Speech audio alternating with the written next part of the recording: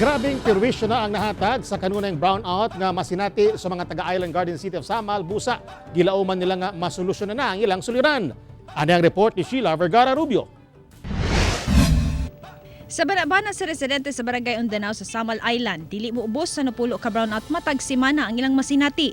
Matod niya, dunay may generator ang iyang gipuy-an nga staff house sa iyang gitrabahuan. Apan hasol gihapon kuno nga kanunay mapalong ang kuryente nga makadaot sa appliances. Kadaot yun, ma'am. Kay mga na-experience niyo? Ang mga aircon. Ang sa dili na magkana. Naguba? Ado naman kuno'y notice panagsa kung mag-brownout. Apan usahay wala na'y abiso ilabi na matag magdaot ang panahon.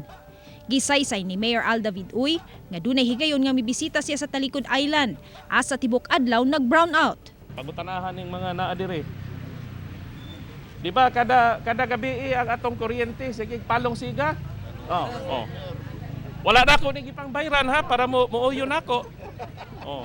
Usa ang Samal Island sa miduso nga mahulipan na ang tig-supply og kuryente sa isla.